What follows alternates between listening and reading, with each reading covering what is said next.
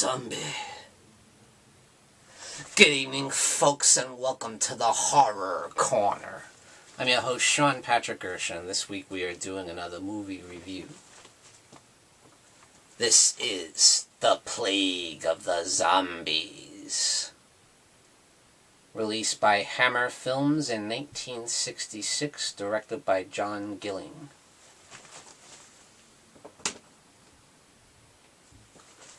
And this is really Hammer's only zombie film, unless you consider Legend of the Seven Golden Vampires, which kind of had some zombies in it, but it wasn't a zombie-based film, really.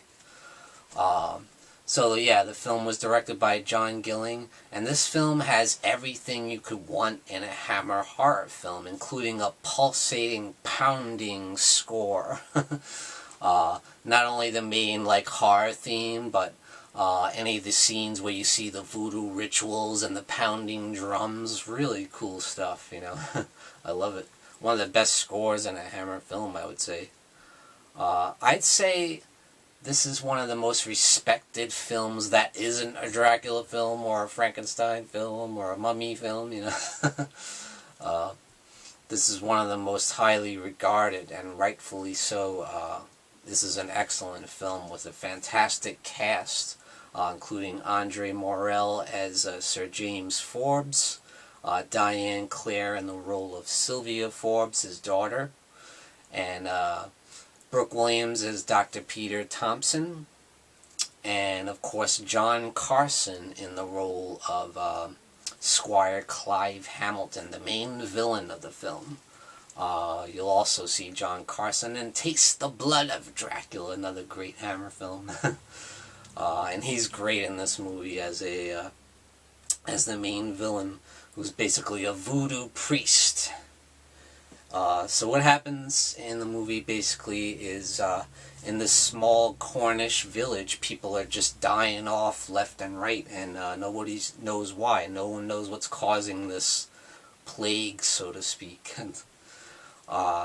So the local Dr. Peter Thompson doesn't know what to do, so he calls upon his good friend, Dr. James Forbes. So Sir James Forbes goes down there with his daughter, who just is so delighted to meet Peter Thompson for some reason. She's so curious to know what's going on. She's all giddy and happy about it. I think she wants him. But he's already married, actually. But at any rate, they travel down to the Cornish village, and along the way they run into these crazy fox hunters, you know.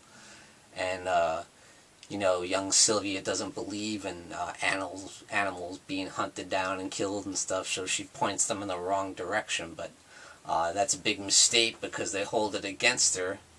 And later on you see them attack her, actually, and they have her cornered and surrounded, and it looks like they're gonna gang rape her or something, until Squire Clive Hamilton steps in and kind of saves the day, like he's the hero or something, you know. Very charming individual, and we do notice one thing. When he goes to blow out a candle, you see he's got this ring on with this weird symbol, and you notice that that's the same symbol you saw at the beginning with the voodoo ritual going on. The guy's pounding on the drums, and this kind of priest-looking dude comes into the picture, and he's wearing this really cool mask like you see here. Pretty badass. And he's holding up this voodoo doll, and he pours blood on it and stuff, and the little voodoo doll's sitting in a little coffin, you know. And that's signifying the dead, you know. And that's kind of how he brings about the plague of the zombies. He also uses it to control his minions, you know, because he is basically the master, you know. Anyone under his power or his spell does his bidding, as do the zombies. So, again, Sir James Forbes tries to investigate what's causing this plague going around town, killing people off.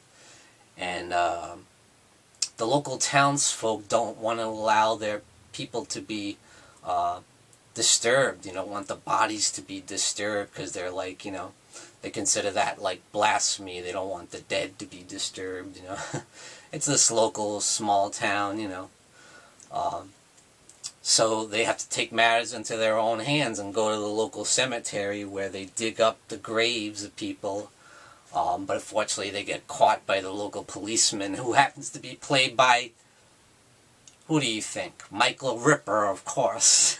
Michael Ripper is in almost every Hammer film. But he has a pretty prominent role in this one. I'd say he's practically part of the main cast. Usually he has kind of a smaller role, but here he's got a pretty prominent role, and you see him quite a bit in the film. But he does a great job. You can always rely on Michael Ripper, as a great character actor, especially in Hammer horror films. So it's so much fun seeing him, But they catch him, grave robbing, but he's like, but wait a minute, there's no grave to rob. And the guy rips off the top of the coffin and sees there's no body. And is like, what? What the hell's going on? And so apparently a lot of the graves are missing the bodies, Where are they? They're zombies. So what happens in the middle of the night, when they're doing the voodoo ritual again, by Sir Clive Hamilton, when they're doing the ritual with the voodoo doll, young Sylvia gets kind of lured to Clive Hamilton's lair, where they're doing all the rituals. And in doing so, she stumbles upon one of the zombie hordes. And it's an awesome scene. You see the zombie holding the dead body of Dr. Thompson's wife, Alice. And he's just got a big shit-eating grin on him, and he's like, ha ha ha, and he drops the body at the feet of Sylvia. It's like a really awesome scene. And the makeup on that guy looked awesome too. So yeah, the makeup effects are very good on these zombies, much better than we had seen in previous films to this. Yeah, so definitely very influential on the zombie genre. It had to be. Great makeup job. Unfortunately, where this is a pre-George Romero era zombie film, the living dead are not after your flesh. They're not flesh eaters. They're basically just henchmen of Clive Hamilton, They're just there to serve him, and do his bidding, do all his dirty work and stuff.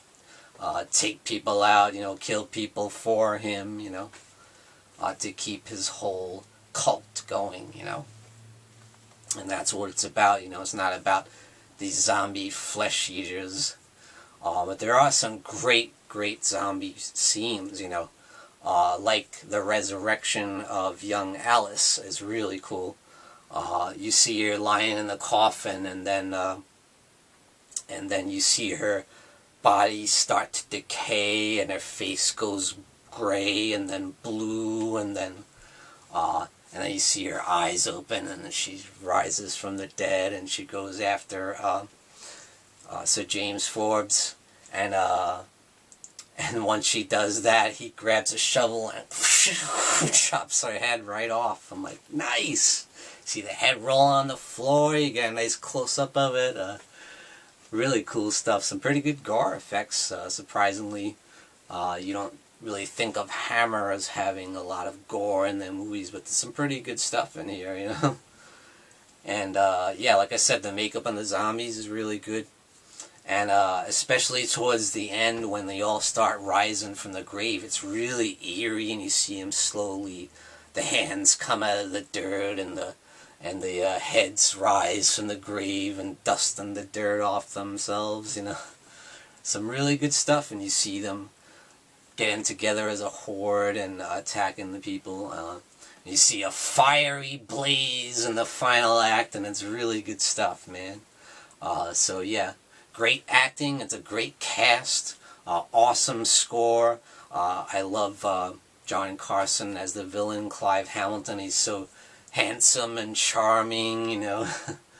He pretty much charms the pants right off Sylvia, you know. Oh yeah, he does a great job. I love the look of him too when he's in the voodoo cult outfit with the mask. Just really good stuff, you know. I really like this movie. It's one of Hammer's very best films, so I definitely highly recommend The Plague of the Zombies. I give it 2 devil horns up. Thank you for joining me, Sean Patrick Erschen, in the Horror Corner. Tune in and stay scared.